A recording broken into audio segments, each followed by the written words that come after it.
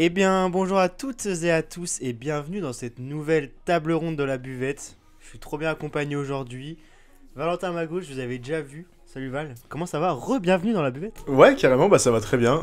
Merci pour l'invitation une nouvelle fois. C'est un plaisir de revenir avec vous pour des nouveaux sujets. Plaisir partagé à 1000%, à droite, enfin à votre gauche du coup plutôt. Un ancien de la maison, hein, ça faisait un petit moment qu'on l'avait pas vu, mais il est toujours pas très loin derrière la caméra, je vous rassure. Lucas est de retour dans la buvette. Bonjour tout le monde, vous voyez qu'on a réduit les moyens, on se partage un micro pour deux. Non, petit souci technique, du coup on va faire comme ça pour ce podcast. Mais ça ira bien parce qu'aujourd'hui c'est moi qui parle. Pas du tout à l'aise pour ce podcast, mais c'est un sujet qui me tient à cœur. Et on reçoit un invité de marque quand même, faut le dire. Un des meilleurs invités qui a fait le plus de stats sur notre émission, donc ça fait plaisir Val. Heureux de l'apprendre aussi, du coup. C'est la nouvelle du jour. Et bah écoutez, avant que l'émission commence, je vous donne rendez-vous sur nos réseaux sociaux, comme d'habitude, Instagram, TikTok, YouTube, LinkedIn, site internet, bref, la totale, on est partout, même Threads maintenant, et oui, on se met à la page, faut pas oublier. On se retrouve aussi une nouvelle fois au restaurant La Maison des Jacobins, un grand merci à Cédric et toute son équipe, vous voyez ces magnifiques pintes, ces magnifiques planches, petites frites, enfin bref, on est bien, on vit bien dans la buvette. Merci une nouvelle fois à Cédric pour son accueil. Aujourd'hui, on est reparti pour un nouvel épisode, une nouvelle table ronde qui va traiter du sujet, vous voyez avec la caméra, les objectifs derrière. On va parler de la photo et de la vidéo dans le sport. Un sujet qui peut parfois être un peu délaissé, mis de côté, on n'y pense pas forcément, mais les personnes qui capturent les moments, c'est aussi important que les personnes qui les font. Parce que s'il n'y a personne pour les faire, c'est compliqué, mais s'il n'y a aussi personne pour les capturer, c'est aussi assez compliqué. Bref. Je vous laisse vous installer confortablement pour cette nouvelle table ronde et on est parti pour un nouvel épisode, je bégaye déjà, de la buvette. C'est parti. Jingle, santé. Et santé surtout.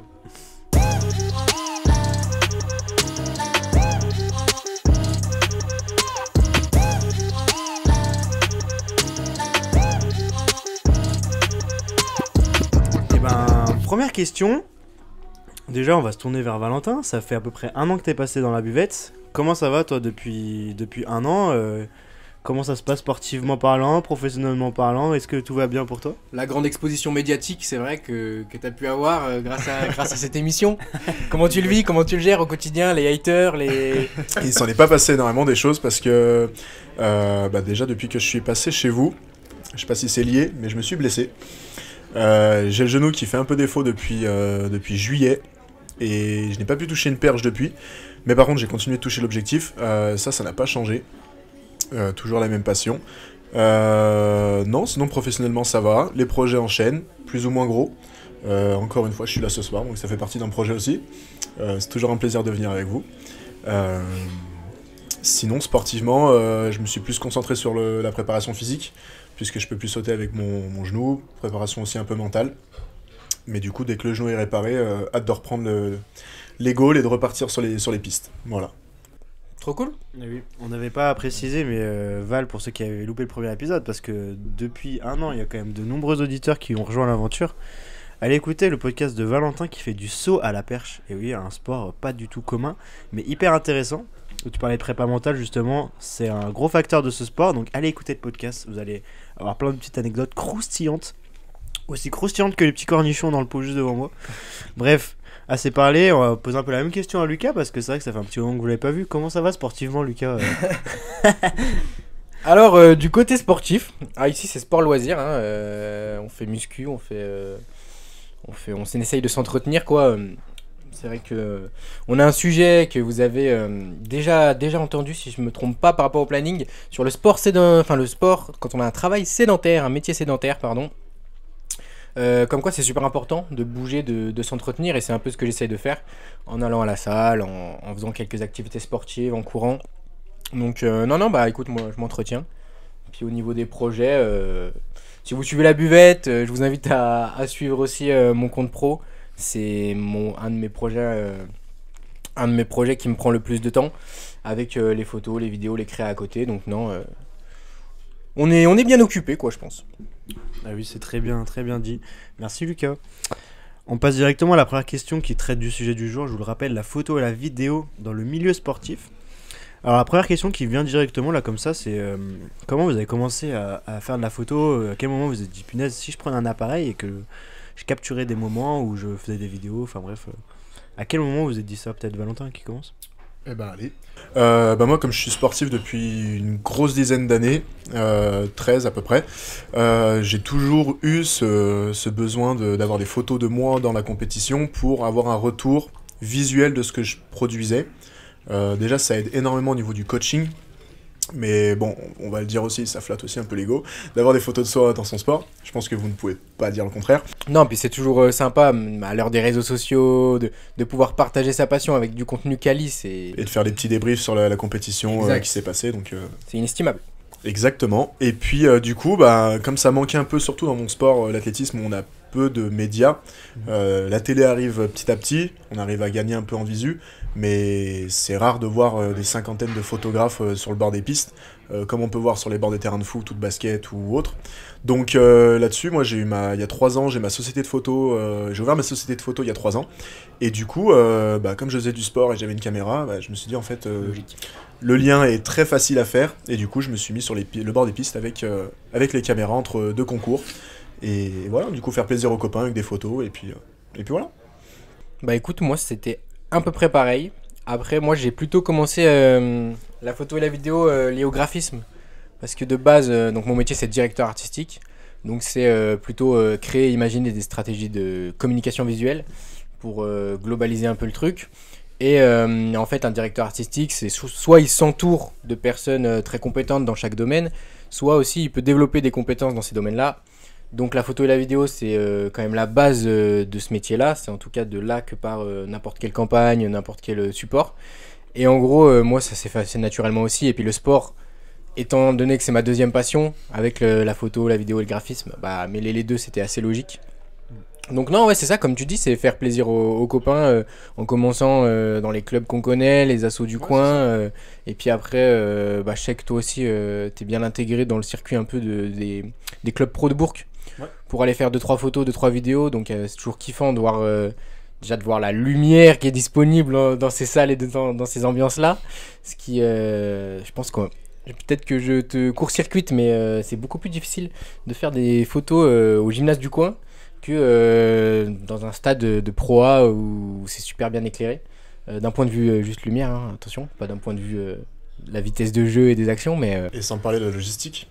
Oui. Tout ce qui est logistique, moi j'ai Exact. eu la chance de couvrir un événement national voire international où on nous dit carrément là t'as pas le droit d'aller, il y a la télé qui regarde ici, il y a les caméras, là, il y a les photographes qui sont vraiment payés par les athlètes, donc il y a aussi une logistique différente, et c'est vrai qu'on a eu la chance d'avoir ces accès localement, pour citer, si je peux, bah, l'USB. Ouais, carrément, la JL.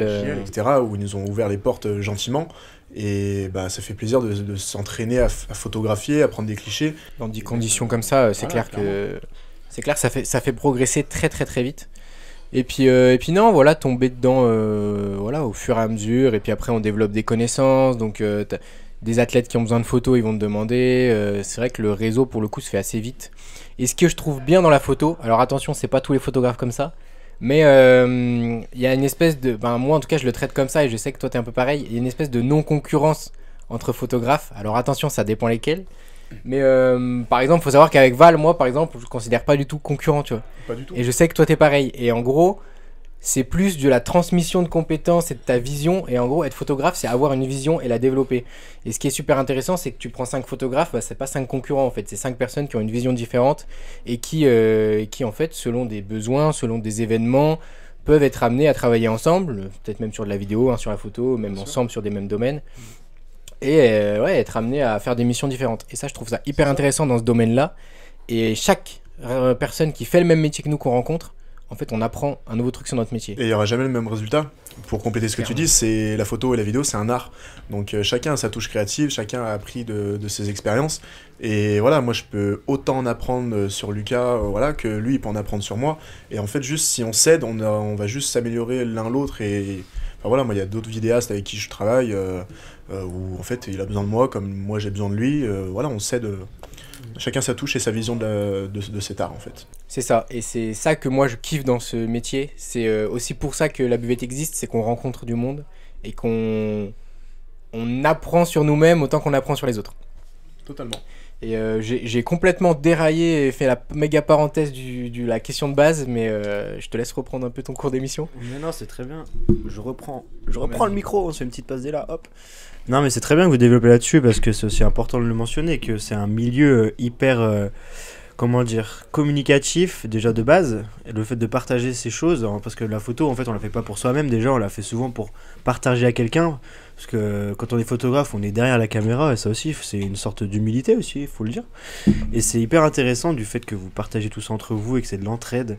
Et moi, c'est aussi, enfin, j'en fais un petit peu moins que les deux messieurs à côté de moi, mais à moindre mesure, j'en fais un petit peu aussi. Et c'est vrai que t'en apprends rapidement quand t'es un photographe comme vous deux. Moi, j'en apprends tous les jours et je m'améliore tous les jours. Et c'est un vrai plaisir aussi de voir ces productions s'améliorer au fur et à mesure des jours. Et je trouve ça hyper satisfaisant aussi. Bref, parenthèse refermée. Lucas, je te fais une autre parenthèse parce que tu parlais d'humilité. Et je trouve ça super intéressant comme terme à développer dans ce podcast-là. Parce que il y a une non-reconnaissance de l'art de la photo et de la vidéo. Je pense notamment aux crédits qui sont tout le temps oubliés, aux utilisations qu'on fait des photos de telle personne. Et vraiment garder en tête que même la photo de la planche qu'on a en face de nous, selon la façon dont elle est prise, bah c'est un art, c'est un art visuel. C'est un travail derrière, c'est une réflexion, c'est pas juste on appuie sur le bouton et t'as un bon appareil donc ça fait des belles photos. Il y a un choix d'objectif, il y a un choix d'appareil, il y a une façon de faire. Et un photographe, l'humilité, je trouve que ça représente bien le monde de la photo. Parce que c'est des personnes qui sont pas derrière l'objectif et qui font rayonner les autres. Enfin, en tout cas, moi, c'est mon prisme de la photo. J'espère ne pas couper l'herbe sous le pied du podcast, mais c'est vrai que derrière, il y a... ce qui fait de nous des photographes, c'est pas juste prendre une photo avec son appareil qui coûte 10 000, 20 000 euros. Pour la peine, on n'a pas des appareils qui coûtent ces prix-là, on a des appareils qui sont semi-pro, mais ce qui compte derrière, c'est la réflexion du photographe à se placer au bon endroit, à se dire, bah là, je vais avoir le cliché que je veux parce que je veux un cliché qui ressemble à ça. Choisir son objectif, comme on voit derrière, on a différents objectifs. Quel cadrage aussi, parce qu'on peut avoir un plan zoomé, un plan serré, moins. Il y a plein de choses là, et il y a aussi la retouche derrière, ou la retouche là, sans parler de ça, on prend une demi-seconde à faire la photo, derrière on a plutôt 10, 15, 20 minutes, où on peut passer même 1h30 à faire un montage photo, et c'est ça derrière. Donc pensez à accréditer vos photographes sur vos publis. On y viendra un peu plus tard. Et pour le coup, je rebondis, pardon. On n'a plus de déroulé là. Mange en attendant, Hugo. C'est que du freestyle. On mange en même temps, on n'a plus de déroulé. C'est buvette freestyle. Allez, mais non, mais pour le coup, la retouche, c'est un truc qui a été super décrié pendant un moment parce que les anciens photographes étaient pas trop retouches, les photographes un peu à l'ancienne. C'est quelque chose, c'est un monde, c'est trop bien. C'est la retouche, c'est ma vie. Moi, j'adore. Moi, je suis fan j'adore. À travers la même photo, pour ceux qui en font un peu, à travers la même photo, on peut faire paraître, selon la façon dont on la retouche, 25 émotions différentes. Et ça, c'est vraiment un monde. Et pour ce que tu disais, c'est que allez voir des vidéos sur YouTube, notamment des Américains qui font beaucoup ça, super intéressant pour comprendre ce qu'on a dit. C'est par exemple un photographe professionnel qui a 20 ans de carrière, qui est un crack, qui a un iPhone et qui a un même sujet à prendre en photo qu'un débutant qui a une caméra à 5000 euros. Et au-delà des réglages, parce que les réglages sont déjà préfaits, regardez juste le résultat des deux qui arrivent à la fin. Alors oui, en termes de piqué, etc., techniquement la photo sera meilleure, mais en termes de vision et de cadrage, et c'est vraiment impressionnant de voir la différence. En valeur aussi, ouais. C'est vraiment, je sais pas, je pense que t'en as déjà eu dans ton fil Instagram et tout. Et je pensais que t'allais parler d'un autre sujet où c'est un photographe qui prend une photo, qui envoie le fichier RAW, donc le fichier brut, et il envoie à 4-5 photographes et il demande bah faites-moi une retouche. Et il y a 5 photos qui ne sont pas les mêmes. Il y en a une qui a plus de chaleur, l'autre qui est plus froide. C'est pas les mêmes. C'est pas les mêmes. Ouais, c'est ça, c'est pas les mêmes. Chacun a sa vision. Pourtant, c'est la même photo de base, mais non, mais allez traîner sur TikTok, sur Insta déjà et sur YouTube. Enfin, il y a 20 milliards de contenus comme ça. Et perso, je m'en lasse pas. Genre, dès que ça passe, je regarde, t'analyses. Tu regardes justement comment il fait, quelle vision il a. C'est toujours les mêmes mots qui vont revenir, je pense. Mais c'est super important de comprendre ça parce que je pense que c'est la base de notre métier en fait. Totalement. Et voilà. Voilà, je reprends, enfin, Guigui reprend le déroulé parce que là... On reprend la trame, on est trop... Allez, reprends la trame, on est parti Vraiment. super loin, mais c'est ça qu'on aime dans la buvette.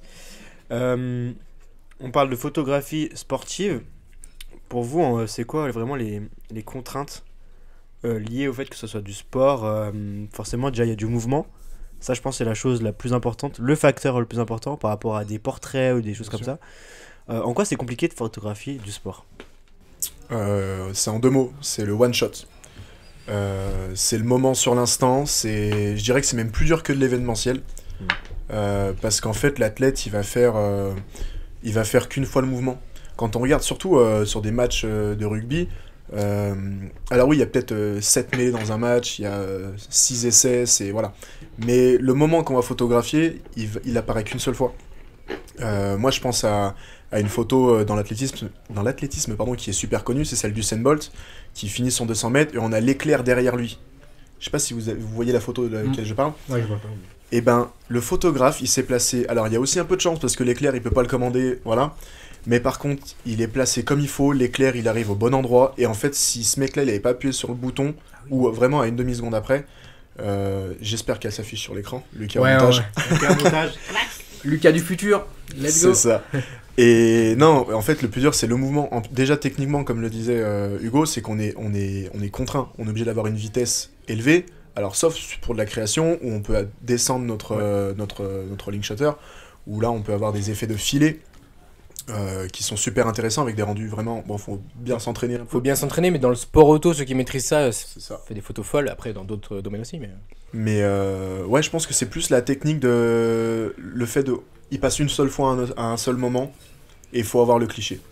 Je pense que tu... Je suis d'accord. C'est de toute façon, c'est la base du... Ouais, c'est figer le moment. Et je rajouterais j'appuierais un peu sur le placement. Je trouve que c'est super, super important. Et il y a ce facteur chance de... T'as choisi ton placement, t'as réfléchi un peu, et bon, bah l'action, elle se passe pas là où tu voulais, ou t'arrives pas à avoir le truc comme tu voulais. Et globalement, je pense qu'on est toujours insatisfait, ou partiellement, d'une photo. On a quelques photos préférées, mais on se dit toujours, putain, j'aurais pu optimiser ça, j'aurais pu me placer là, j'aurais pu la prendre comme ça et tout. Et ouais, c'est vraiment, ouais, je pense que t'as très bien résumé le truc. Hein. Franchement, j'ai pas grand chose à dire d'autre. Figer le moment et plus c'est. Alors, il y a 2 prismes. C'est quand c'est très haut niveau, ça va très vite, c'est très physique et il faut suivre. Et au contraire, je trouve que pour avoir photographié des bas niveaux, quoi, du district, voire même du loisir, c'est tellement aléatoire dans les mouvements qu'ils vont faire. Ouais. Que c'est encore plus dur à suivre parce qu'un basketteur quand on va nous à la JL Bourg photographier du basket, globalement il y a des moves de joueurs, il y a des shoots qu'ils vont prendre que tu sais qu'ils vont les prendre comme ça. T'arrives Donc- à prévoir le double pas. Ouais, c'est ça. T'arrives à avoir la demi-seconde qui fait que tu vas prévoir le double pas, le dunk, le 3 points. Quand je vais photographier du basket amateur, c'est super dur de suivre le gars que tu connais pas. Et puis ouais, la gestion de la lumière, moi je me tire les cheveux avec ça. Mais ouais, globalement c'est ça. Ouais. Ce que je ne savais pas surtout, c'est que sur les shootings de sport, on va sortir peut-être entre 10 et 40 photos, mais on a une carte SD qui est pleine. Enfin moi, je crois que quand j'ai shooté à l'USB, je crois que je devais avoir 1800 photos. Un truc comme ça. J'ai défoncé le déclencheur. Mais derrière, on sort que 30 photos, quoi. Enfin, c'est ça qui est fou, c'est qu'on a plein d'essais. En plus, on essaie de shooter un rafale pour avoir le moment. Et ça fait partie des coulisses aussi, mais c'est ça qu'on aime aussi. Je vous rejoins aussi totalement, messieurs. Totalement d'accord avec vous. Petite question, selon vous, c'est quoi un peu les compétences naturelles déjà qu'on doit avoir pour être photographe? Un peu le truc un peu inné, j'ai envie de dire. Et peut-être un peu les compétences un peu plus techniques qu'on peut travailler, qu'on peut améliorer. Selon vous, c'est quoi les choses les plus importantes? Je te laisse commencer, Lucas. Alors moi j'ai un avis très tranché là-dessus. Pour ceux qui ont déjà vu mes premiers podcasts où j'apparaissais au tout début de la saison 1, j'ai souvent des avis tranchés. Oui. Mais mon avis c'est qu'il n'y a pas de talent, c'est jamais inné, c'est que du travail. La photo, c'est de l'expérience, plus on en prend, meilleur on est. Alors évidemment, il ne faut pas toujours prendre la même chose et faire la même chose, il faut essayer de s'améliorer, rechercher du contenu. Mais pour moi, quand on est passionné de quelque chose, on est intuitivement abreuvé de contenu et de choses. Et si on a un regard où on cherche toujours à progresser et à chercher des petites évolutions, eh ben on va progresser. Et la photo, c'est super satisfaisant, notamment au départ, parce qu'il y a un gap de progression qui est fou. À partir du moment où on démarre avec un iPhone et qu'on passe avec une caméra où il y a déjà on commence à toucher à de la vitesse d'obturation, on va chercher des focales qui sont un peu plus lumineuses que d'autres. Enfin, quand on apprend toute cette technique-là, c'est super satisfaisant parce que nos photos, elles font un gap. Et ouais, pour moi, il n'y a pas de talent, c'est pas inné. Après, la vision, elle se développe. Oui, il y en a qui démarrent avec une vision très précise de ce qu'ils veulent faire, mais pour moi, c'est parce qu'ils ont déjà aussi... Enfin, ils ont déjà été abreuvés de photos, de vidéos, il n'y a rien d'inné. Pour moi, c'est que son expérience personnelle, ce qu'on développe, et le travail et le fait de faire, quoi. Totalement, je suis totalement d'accord. Moi, pour ma part, j'ai jamais fait d'école. J'ai pas fait l'école de photo, de cinéma. Alors, j'ai eu des formations avec YouTube, avec d'autres photographes qui créent des formations. Mais oui, totalement. Enfin, c'est purement de... C'est de l'art. Enfin, vous connaissez des peintres qui sont innés... Enfin, oui, un petit peu, mais... Enfin, oui, mais... C'est pareil, je pense pas que Léonard de Vinci il a fait un CAP peinture ou un bac plus 5 master peinture. Enfin... Non, c'est de la création. C'est de la pure création et c'est juste qu'est-ce qui se passe dans notre tête pour se dire ah ouais, je vais essayer de créer ça. Ou j'ai une image du rendu parce qu'en fait, je pense, Lucas, enfin vous tous, on s'inspire de personnes. On est sur les réseaux, on s'inspire tout le temps. On se dit j'adore son travail à lui. Et au final, je vais essayer de faire comme lui. Et on essaie de trouver comment il est arrivé à ce résultat-là pour l'appliquer sur son appareil et sur sa vision de la chose. Et on se dit, ok, je pense qu'il s'est placé comme ça, il avait tel réglage, et je vais essayer de faire ça. Alors, c'est pas du plagiat, parce que j'ai envie de dire, le plagiat n'existe pas vraiment en photo, c'est jamais la même chose. Mais c'est de s'inspirer de grands, mais c'est de s'inspirer de grands. J'ai bien validé là. Il vient du fond du cœur. Mais ouais, je pense que c'est plus de l'inspiration et essayer de trouver son fil conducteur et sa touche créative, quoi. C'est clair. Et pour ceux qui disent tout le temps je ne suis pas créatif, pareil, ça j'y crois pas trop. On a plus ou moins des affinités liées à la création, mais il faut savoir que la création c'est une association d'idées. Donc plus on a une culture sur des choses, plus on va associer des idées et on va voir d'autres idées. Donc vous êtes tous créatifs, vous êtes tous, quand vous êtes passionné de quelque chose, vous êtes tous capables de faire des choses folles. Et je trouve que la photo, c'est genre une passion qui se lie aux autres passions. C'est-à-dire que je connais plein de photographes, ils ont tous d'autres passions et ils prennent en photo ces passions-là. Et nous, c'est le sport, donc on s'y retrouve là-dedans.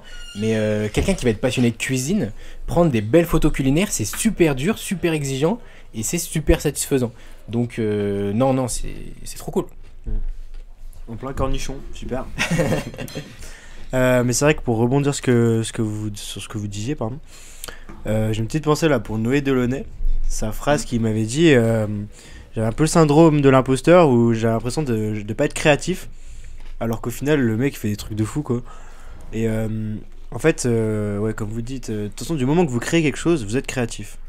Après, c'est peut-être l'originalité qui diffère, mais sur l'idée, on est tous créatifs et on s'inspire tous. C'est que pareil, le plagiat pour moi c'est un peu oui et non, parce qu'on s'inspire tous de quelque chose qui nous a marqué, etc. Et même à part les précurseurs qui peut-être on les plagie, enfin eux qui ont plagié personne, mais des précurseurs, ça se compte sur le doigt d'une main dans un domaine, quoi. Donc voilà, pour rebondir là-dessus. Pour revenir un peu sur le podcast, sur le thème du sport, de la société, question un peu plus liée par rapport au club, que ce soit amateur ou professionnel d'ailleurs. Aujourd'hui, on voit que c'est de plus en plus important de se doter de spécialistes, d'experts dans leur domaine, notamment pour la photo vidéo. Plein de clubs sont demandeurs, etc. Selon vous, pourquoi ça devient actuellement ça devient de plus en plus important, Valentin? Waouh. J'ai pas forcément de réponse. Je suis un peu j'ai une partie de la réponse. Je suis en train de déguster mon petit saucisson et j'y réfléchissais. Non, pour moi, les réseaux, ça joue beaucoup. L'image, aujourd'hui, a été multipliée par 25 000 avec la bulle Internet et les réseaux, la bulle des réseaux sociaux. Donc forcément, les clubs ont besoin de communiquer. Plus on est haut niveau, plus on a besoin de communiquer. Plus on a des équipes pour ça. Mais c'est vrai qu'il y a un niveau intermédiaire où on a du mal déjà à communiquer. Parce qu'on ne peut pas avoir forcément des personnes dédiées à de la photo vidéo dans un club. Mais je pense aussi que Internet, ça bombarde d'images et de vidéos en tout genre, et que du coup, ça a encore plus démocratisé la photo et la vidéo. Parce qu'aujourd'hui, tout le monde est photographe en vrai. C'est un métier, mais c'est aussi une façon de faire une passion. Et tu balances des photos de toi sur Instagram avec le mode portrait iPhone, bah t'as créé quelque chose d'un peu plus original qu'une photo clair. basique. C'est clair. Et ouais, pour moi, c'est les technologies qui ont aussi fait exploser ça. Et aujourd'hui, pareil, les boîtiers sont plus abordables, font des choses plus folles. Donc non, ouais, je pense Surtout que avec l'arrivée de l'intelligence artificielle aujourd'hui. Où... Non, franchement, il y a aussi... Oui, on est, comme tu dis, on est dans une société où... Déjà, on est dans la consommation rapide, où on veut tout de suite. Aujourd'hui, avant, pour faire une photo, il fallait la développer. Il fallait... On va pas faire l'histoire de la photo, parce que je suis pas calé. Mais à l'époque, il fallait développer ses photos, ça prenait une semaine. Il fallait des salles exprès. Aujourd'hui, on fait une photo, comme tu dis, avec son iPhone, mode portrait. Bam, dans 10 minutes, elle est sur les réseaux. c'est clair. La consommation rapide est devenue énorme. Et encore plus dans une société où on est dans l'image de ce qu'on montre. Ouais. Où Tout est image. tout. Rien Est-ce de que j'ai fait ça? Je pense, vous savez, les influenceurs sur Insta, j'ai mangé ça, j'ai fait ça, je suis allé à la salle de temps, j'ai fait ça. Et on a tous un peu, je pense, cette côté de moi aussi, je veux être influenceur, ou je veux faire ça, je veux montrer ça. Et donc d'avoir des photos de leur sport, ou même en pensant le côté pro, où on est un petit club, on veut se faire connaître, donc on va jouer sur tiens, il y a un gamin du club, il fait de la photo, on va lui dire de venir faire des photos. Moi c'est comme ça que ça a marché, que ça a commencé aussi. Ouais, Hein. Mon club, ils ont dit tu fais un peu de photos, fais-nous des interviews, des machins, fais-nous des photos de lui, fais-nous des photos de ça, et on va grossir, on va se faire connaître, et voilà, c'est aussi un outil. Les athlètes sont aussi des outils, les sportifs sont aussi des outils de communication. C'est même l'outil de communication principal pour un club. C'est clair. S'ils n'ont pas d'athlètes, s'ils n'ont pas de produit du sportifs, club, hein. ils n'ont pas de communication, ils vont pas communiquer sur une administration. Donc ils sont obligés d'avoir un athlète, un sportif qui fait modèle, mais s'il peut en même temps servir de photographe l'image du club. pour ses copains, le club il a tout gagné. Donc en fait ils ont énormément à jouer sur ces jeunes photographes-là, qui sont peut-être vous. Mais je pense que il y a une carte à jouer là-dessus. Avant de passer au fameux quiz de la buvette, vous pouvez les retrouver sur les réseaux sociaux d'ailleurs. On a développé plein de petits formats que vous allez bientôt voir. Je sais pas s'ils seront déjà sortis. Mais on vous tease pas. Allez voir sur les réseaux, c'est super. Avant de passer du coup au quiz, j'aimerais que vous me parliez d'une petite anecdote que vous avez vécue en tant que photographe sportif. Un petit truc, même si c'est pas forcément un gros truc, un truc qui vous a marqué. Moi j'en ai une. Rigolo. J'en ai une direct. J'étais en train de chercher, mais c'est venu direct. Fonce. C'était pendant ce meeting international. Du coup, c'était le meeting. Alors, ça s'appelle le meeting national indoor de Lyon. Donc, c'est le meeting d'athlétisme de Lyon, où il y a des athlètes aussi internationaux. Et ce jour-là, il y avait Kevin Mayer. Ceux qui ne connaissent pas, c'est le recordman du monde du décathlon. J'espère que vous connaissez quand même, un minimum. Sinon, les filles, il est très beau gosse, allez voir sur Insta, etc. Là, vous allez savoir de qui je parle. Voilà. Qui est meilleure accréditation pour les 50 followers que tu vas gagner. Il y avait Kevin Mayer à cet événement, et du coup, je prends des photos de Kevin Mayer, et il y a un gars qui vient me voir. Je parle à son frère et je lui demande écoute, est-ce que tu veux que je t'envoie des photos? Je sais qu'il y avait son vidéaste perso qui le filmait. J'ai fait des vidéos, est-ce que ça t'intéresse de les avoir et tout Et il me dit écoute, va voir ce mec là-bas, c'est le mec du Progrès et tout. Il m'a demandé des photos, mais j'en avais pas, va le voir de ma part. Et je vais voir ce mec du Progrès, il me dit ok, envoie-moi tes photos. Et la semaine qui suit, j'avais ma photo de Kevin Mayer dans le Progrès. Donc du coup j'ai ma photo dans le journal, ma photo que j'ai prise de Kevin Mayer dans le journal en pinceau. Donc voilà pour la petite anecdote, j'étais un peu content de ce jour-là, du pur hasard de la chose quoi. Trop stylé. J'ai pas d'anecdote de fou qui me vient en tête tout de suite. La seule qui me viendrait en tête, c'est une des dernières photos que j'aime le plus de tout ce que j'ai pris récemment. C'est en gros, j'ai eu la chance de faire un match à la GL du coup. Et ce match-ci en particulier, c'était contre Paris cette saison. Donc Paris qui a une grosse team cette saison, qui a une team un peu hype, un peu cool. Ils font les cons, ça célèbre tout dans tous les sens, avec Nadir, Titi Short, il y a vraiment du beau monde. Et j'étais assez déçu de la première mi-temps que je fais. Et début de deuxième mi-temps, je pense que Guy, tu vas peut-être voir la photo, je l'ai postée sur Insta. J'ai un shoot de Titi Short hyper sur le côté du panier en suspension, un fade-away chelou. Elle est magnifique cette photo, je suis trop content de la retouche que j'ai fait. Et c'est quand tu vois la photo après que t'as retouché, que t'es content, que tu la postes, où vraiment c'est une des photos où je suis pas insatisfait du tout sur le dessus, et t'es fier et tu te dis ouais là j'aime ce que je fais. Et puis sinon en vrai C'est les retours des gens, moi, je pense. Où globalement, c'est assez. Il y a beaucoup de gratitude quand tu fais une belle photo. Où les gens souvent vont te dire oh c'est trop cool, continue. En fait, ils te donnent beaucoup de force. Et ça, c'est ça qui me marque à chaque fois. Parce que souvent ils sont pas au courant que t'es là au bord du terrain en train de les Ouais, photographier eux. Et les sportifs, ah oui, bah en particulier les sportifs, ils sont trop contents quoi. Ils sont hyper heureux. Genre, Je pense que c'est le meilleur public qu'on puisse avoir en tant que photographe. Ouais. C'est le modèle lui-même. Parce que souvent, moi par exemple, j'aurais kiffé avoir un photographe même quand j'étais gamin. C'est tout con, mais avoir des belles photos. Enfin, je veux dire, j'ai fait 17 ans de foot, j'ai pas une photo. Enfin, si, je dois en avoir à l'iPhone, des trucs comme ça, mais j'ai pas une belle photo de moi qui fait du sport. Alors, oui, j'étais en district, ça n'avait rien de fou. Exact.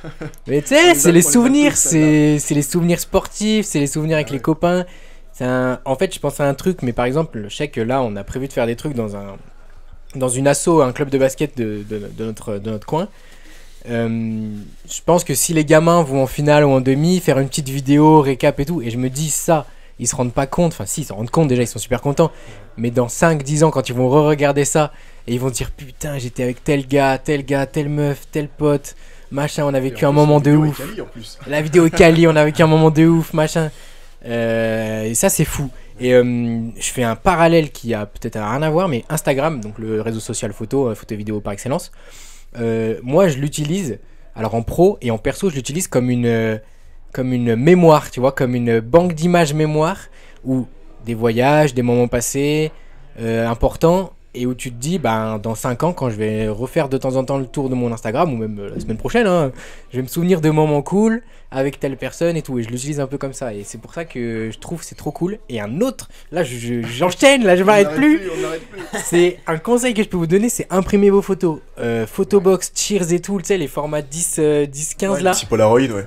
Les Polaroid, un Polaroid c'est fou, j'adore. C'est des trucs, ça vous coûte que dalle, franchement pour 2 € livraison incomprise. Moi je sais que petite promo Photobox, mais vous pouvez imprimer genre 50 photos.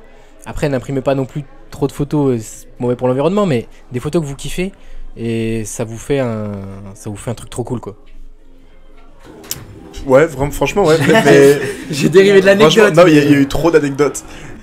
C'est trop cool parce qu'en fait, ce qui est bien, c'est qu'on voit, je pense qu'on est passionné et que on peut, enfin, comme tu disais, il y a eu, pour pas vous mentir, il y a eu une petite coupure caméra micro. Val il disait mais moi je peux parler pendant 10 heures en fait parce qu'on est passionné et du coup puis c'est un monde tellement vaste en vrai. Mais ouais, et encore on parle presque que de photos là. C'est clair. Là on parle pas encore de vidéos ou alors vraiment très peu, mais sinon on peut dériver sur plein de choses. Enfin, on va suivre le podcast. On va travailler. Je suis l'arbitre du jour, je cadre les joueurs, messieurs. Excès d'engagement, on se calme s'il vous plaît. Putain, même moi je commence à taper le micro. Allez, on va s'en sortir. Ce que je vous propose, c'est de passer tout de suite au quiz de la buvette, le quiz de la table ronde. Attention, Lucas le tricheur. Le quoi? On le connaît. Hop, je cache l'ordi. Non, pas aller. Alors, faut savoir que Lucas, sa spécialité. Il y a la Il y a la VAR. Je compte sur vous pour surveiller Lucas. On regarde ses yeux. On va mettre un tracker de. Je suis nul en quiz. Faut savoir que Lucas, sa spécialité au lycée en sport, c'était de tricher. Voilà. Ah, le dossier. Bref, passons. On est parti. Première question, vous êtes prêts, messieurs? Allez, c'est bon. Je cache les questions. Vas-y, Marine. Question 1. Quel est le pourcentage de photos prises avec un smartphone dans le monde? Elle n'est pas cadeau celle-ci pour commencer. Je vous donne 10% de marge. En gros, sur toutes les photos prises, quel est le pourcentage avec un smartphone? Ouais, mais. Genre 86. Ouais, non, j'aurais dit moins. Ah ouais? Ouais, j'aurais dit 86-90. Ouais, mais sauf qu'avec un iPhone, tu t'en prends 10. Enfin, là où avec un appareil, t'en prends une. Enfin, genre, tu vois ce que je veux dire? Parce qu'avec ton appareil, tu peux en prendre 30 images. Oui, c'est vrai, tu fais du rafale de bâtard, mais. Moi, je dirais 80. Elle est entre 85 et 90. 95. Je pense qu'il va gagner. J'hésite à donner le point à l'un ou à l'autre parce que Val m'a dit 85, 90, 95. Je me fixe à 87. Et bah, c'est Val qui est le plus proche. C'est 90%. Oh! Ouais. Il avait 90. Il l'avait dit. Pour le coup, il l'avait dans sa fourchette, donc. On lui accorde, bien joué Val. Le juste prix, il a fait le juste prix. 1 point pour Val, 1-0. Deuxième question. Quand a été prise la première photo au monde? La toute première. Je vous donne 20 ans d'écart. Ah, mais c'est pas le truc des. En plus, on est à côté de Lyon, des frères Lumière là, qui ont inventé. Ah, mais c'est le cinéma surtout, c'est non? le cinéma. C'est le cinéma. Ah, putain, ouais. Vous êtes en train de me spoiler. Allez, grosse Non, attends. La première photo. je dirais. Ah, mais en plus, il y Ça a, doit il y a dater. le musée de la photo, c'est genre les trucs énormes. Enfin, pour vous dire, un appareil photo de l'époque, c'est genre. Ça fait une taille d'une pièce. Hein. Ça fait- ouais. C'est énorme. Je veux dire une date vraiment Vas-y, commence. bâtarde. Je veux dire T'as genre gagné un, le point d'avance. je veux dire genre un 1880.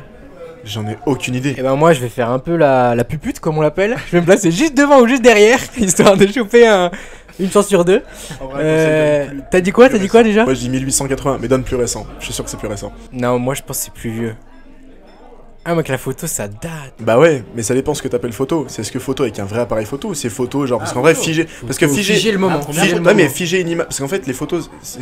Je crois que j'ai un truc comme ça qui. J'avais vu un truc qui disait en gros. La lumière avait tellement imprimé sur une pierre que genre ça avait fait une photo. Mais Ouais. je sais pas si c'est considéré Non, comme je une pense que photo. c'est la vraie photo avec. La vraie photo avec un appareil. Eh ben, ouais. je dirais. Ouais, moi, je reste sur 1800. Ouais, 1880. J'ai dit 1880 de toute façon. 1820. Je tente, j'ai pas fait la pupute tant que ça. Et ça sera un point, messieurs, dames, pour Lucas. Lucas Oh. qui égalise date exacte 19 août 1839. Et Cocorico, Ah, c'est en France. C'était en France. Ok, bah incroyable. Voilà, vous coucherez moins bête ce soir, tout comme moi qui ai appris ça en faisant le quiz, bien sûr.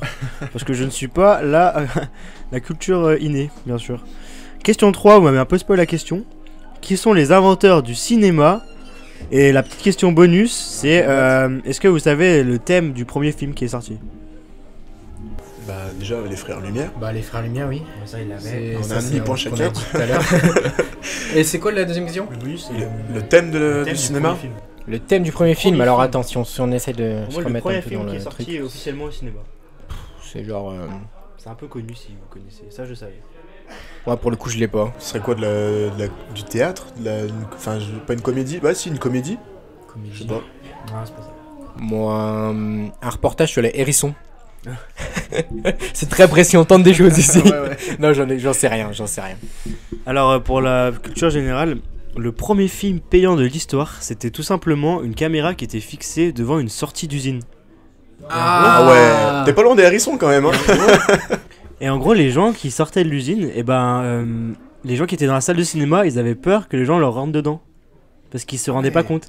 Et après, juste derrière, il y a eu un train, la même chose avec un train. Ouais. Et les gens, ils avaient peur de se faire écraser par le train. Voilà, pour la petite anecdote. On parle de vidéo photo, c'est pour ça qu'on parlait du cinéma, vous inquiétez pas.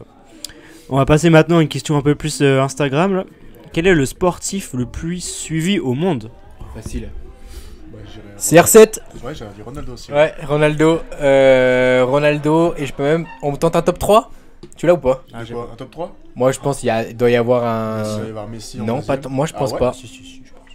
Moi, je pense pas tant que ça. Moi, je pense qu'un LeBron, il a Pas plus vraiment une sportif. grosse aura Ah, ouais. qu'un Messi. En termes de marketingment, il est beaucoup plus développé, je pense. Je suis pas beaucoup de sportifs, à part des perchistes. Je pense que. Ouais, je pense qu'on est pas au même niveau, mais.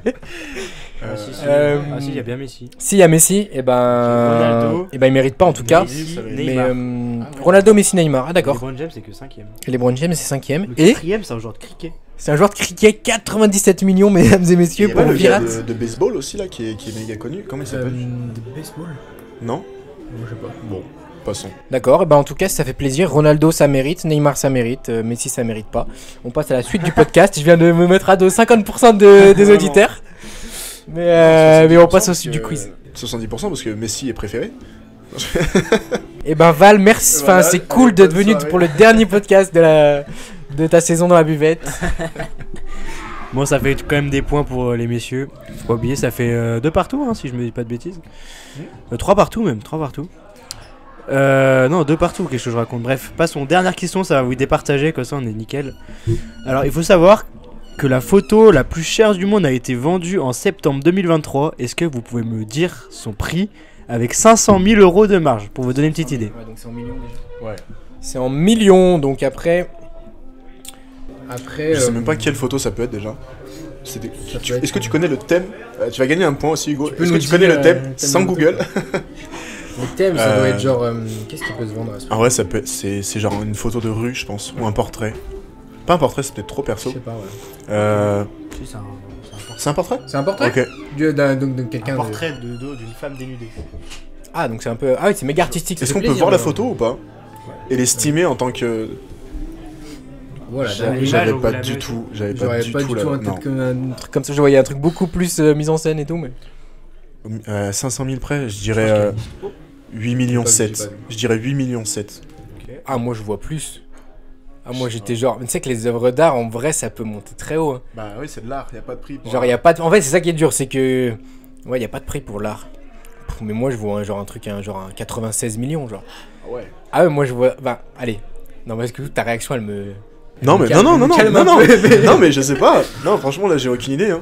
Vas-y, 46 millions. Et ben, victoire de Val à ma gauche. Oh putain, je pensais Pour- tellement plus. Lucas Val était proche, c'est 12 millions. Ok. À 4 millions près, je suis proche. Parce qu'en vrai, je me suis dit, tu vois, il y a des tableaux qui partent à. Après, les photographes sont moins. Oui, c'est bankable qu'un peintre, du point de vue technique pour l'instant. Mais ok, good job. On a du travail à faire. Hein. Bien joué Val, bien joué. Ah, c'était pas cadeau ces questions. J'espère que vous avez réussi un peu à répondre à la maison aussi. Écoutez, ce que je vous propose, c'est qu'on passe à la dernière partie du podcast assez rapidement. J'ai une petite question là, la dernière question qui me reste. Pour vous, c'est quoi l'événement que vous adoriez photographier ou faire des vidéos là-bas, que ce soit dans le sport ou non? Est-ce qu'il y a un événement où vous dites, celui-là, si je le fais, j'ai atteint le rêve de ma carrière de photographe, entre guillemets, quoi. Le goal life du photographe. Est-ce que Val, t'as une petite idée peut-être? Ouais. Enfin, j'en ai pas. C'est pas que j'en ai pas qu'une, mais je pense qu'un truc que j'adorerais faire, c'est un documentaire sur un sportif. Ok. Moi, j'en vois plein. Moi qui suis beaucoup dans le monde de la perche, j'ai vu celui de Mondo Duplantis, donc le recordman à ce jour, celui de Renaud Lavilloni. Il y a aussi quelques reportages télé sur des sportifs un peu moins connus. Mais je pense que un truc, enfin, puis même quand on voit les reportages aussi, celui de Squeezie qui est sorti il y a pas longtemps, d'Orelsan, enfin d'artistes en fait, et je trouve. Moi j'adore. Ah, je l'ai pas vu celui-là. Il est incroyable. À noter. Ouais. Mais par contre, ouais, je pense que ce serait un documentaire à réaliser sur un artiste ou plutôt un sportif du coup. Mais ouais, ça. Bah, en vrai, j'aurais la même réponse, mais du coup, j'ai un rêve un peu qui est pour moi à la fois inatteignable et à la fois atteignable. C'est genre, dans 10 ans, 20 ans, faire un reportage sur mes proches. Genre photo et vidéo, enfin plutôt vidéo, mais un truc, tu sais, hyper quali, mais en vrai, il faudrait filmer tous les moments. Et tout. Enfin, le travail, il est dingue. À la fois, tu profites pas des moments comme tu t'en profiterais. C'est incroyable ce mot, j'adore. Pardon. Non, c'est incroyable, j'adore. Gargantuesque. Ouais, mais c'est ça, c'est le mot. Mais C'est non, tellement ouf. Mais t'imagines, c'est utopique, mais à la fin de ta vie, t'as un reportage. Un reportage sur toi et ta sur famille. Toi et tes proches et C'est- tous ceux qui sont passés dans ta vie. Mais c'est utopique, hein. Mais sinon, c'est la même réponse. C'est sur un sportif ou un artiste.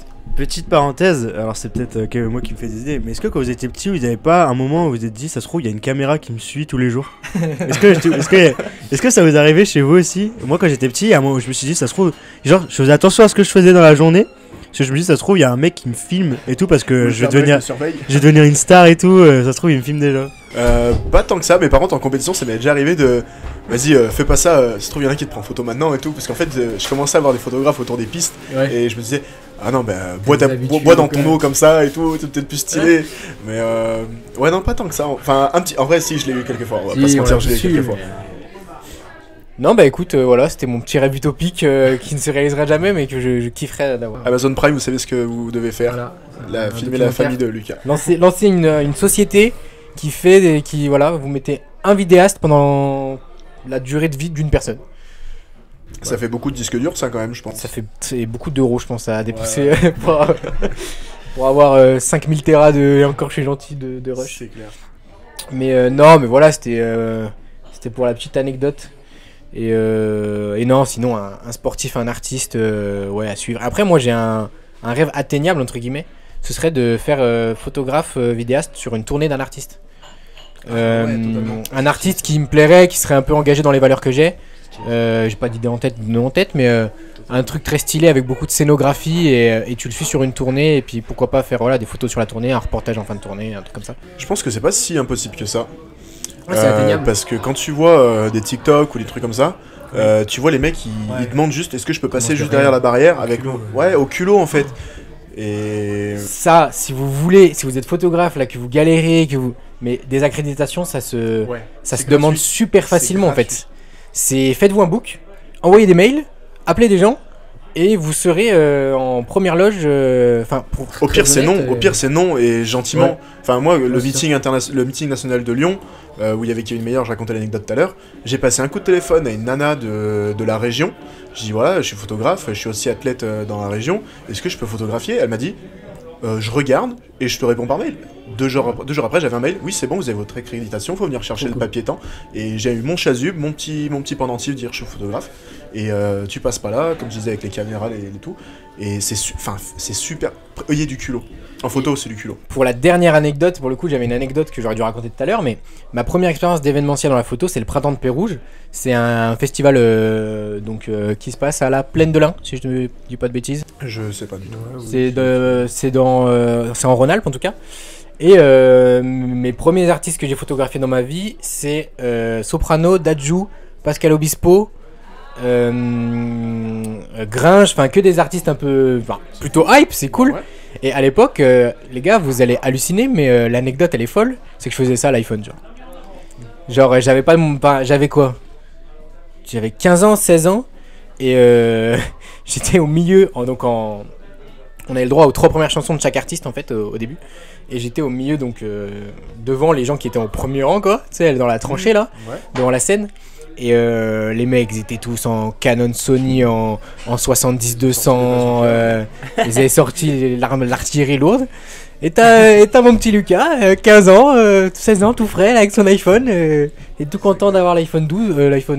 Non, attends, à l'époque, c'était... Je sais même pas si l'iPhone X était sorti. C'était l'iPod Touch. C'était... Ah non, mais puis c'était lunaire. Mes photos, j'en suis trop content. Et en vrai, à l'époque, je les avais pas si mal retouchées que ça. Il y avait pas tant de grains que ça. Et je peux te dire que sur de la photo, scénographie et tout. C'est pas dégueu. Mais non, mais c'est trop marrant quand je les regarde. Retrouve-nous les photos. Et, je vais les mettre là. On les met là. Je vais vous mettre Soprano, Dadju, j'en suis très fier. Il y a du noir et blanc. Attention, c'est en high level. Mais c'était retouché, tu sais, tu cherches sur l'App Store. Avec Retrika. Ouais, Retrika, les applications de retouche et tout. Et déjà à l'époque, c'est là que j'ai commencé à aimer la photo, tu sais. Je prenais pas l'application photo de base de l'iPhone. J'avais une application photo où t'avais 2-3 réglages en mode ça faisait style, tu réglais. Dans les 200 ISO, t'as fait ouais, j'ai fait mes réglages. Ouais, voilà. T'as commencé tôt en vrai. Ouais, j'ai commencé super tôt. Moi j'ai tôt, commencé en 2021 à faire de la photo 2020. Ouais, c'est vrai, putain, toi c'est tard par rapport au moment où je t'ai connu pour le coup. Bah en fait, c'était quasi Ouais, c'est ça. Bah en fait, moi je suis tombé, alors pour la petite histoire, moi dans le graphisme, c'était genre quand je jouais aux jeux vidéo. Genre des compètes Call of, des tournois FIFA. Ah et tu commençais genre à faire tes intros YouTube et je faisais des intros YouTube, des graphismes, tu sais, des stories, enfin même des logos tout con pour des équipes qui n'existaient même pas, où on s'entraînait, tu sais, pendant les vacances tous. Et en gros j'ai commencé comme ça, et après de fil en aiguille t'as envie de faire la photo, t'as envie de faire machin. Et non voilà, c'était ma petite anecdote en retard, mais elle arrive en fin de podcast, donc elle est là, en tout cas elle est posée. On l'a eu. Hop là, je reprends la main. Et bah écoutez, messieurs, ça me semble une magnifique fin d'interview entre vos rêves et les magnifiques anecdotes de Lucas et de Val également. Merci à toutes et à tous d'avoir suivi ce podcast, cette émission. Comme vous voyez, on a bien dégommé pendant qu'on parlait. Surtout moi, j'ai pas trop parlé, j'ai surtout mangé. On va super finir entre nous après. Exactement. Merci Valentin pour ce magnifique moment. Bah merci à vous en tout cas, encore une fois pour l'invitation. J'ai pur plaisir. En plus on mange et on boit donc.